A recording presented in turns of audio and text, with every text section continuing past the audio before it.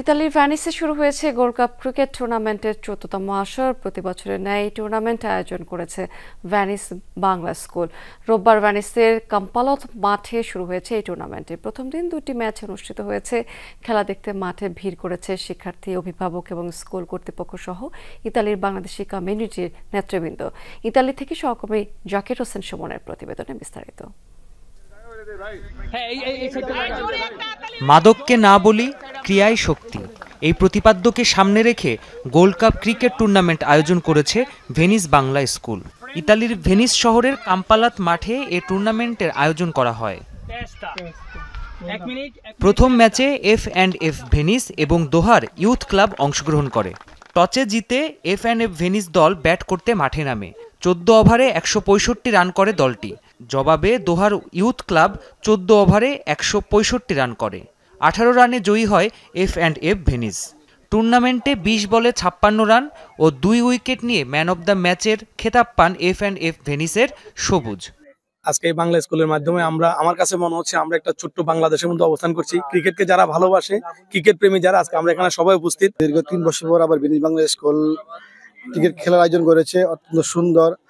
আশা করি এই খেলাটা সবসময় অব্যাহত রাখবে। যুব সমাজের জন্য, আমাদের ভেনিস কমিটির জন্য যে খেলাধুলার আয়োজন, সেই আয়োজন ভেনিস বাংলা স্কুল আরো দীর্ঘভাবে প্রসারিত করবে। আজকের আয়োজনের উত্তরোত্তর সাফল্য কামনা করছি এবং অতীতের মতো এবারে টুর্নামেন্ট অত্যন্ত সফলভাবে শেষ করবে সেই আশাবাদ ব্যক্ত করছি।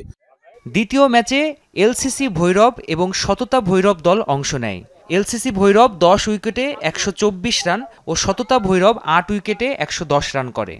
ভেনিস বাংলা স্কুল কর্তৃক আয়োজিত ক্রিকেট টুর্নামেন্ট আজকে শুভ উদ্বোধনে যারা উপস্থিত হয়েছেন সকলকে ভেনিস নাগরিক কমিটির পক্ষ থেকে শুভেচ্ছা, অভিনন্দন। আজকে এই খেলা থেকে উৎসাহ অর্জন করলাম এবং উৎসাহিত হলাম।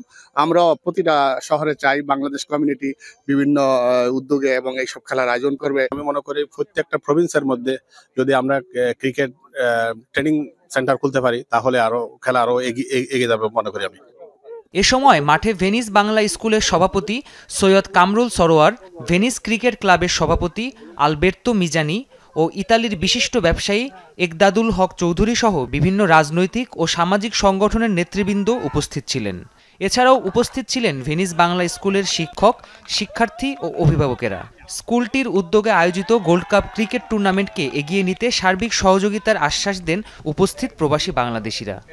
আমাদের মূল টার্গেট ছিল যারা ছেলে মেয়ে আছে যারা মাদক সেরে আমাদের খেলার মধ্যে থাকবে, মাদক মুক্ত হবে পরিবেশটা, সেই জন্যই আমাদের অর্গানাইজটা।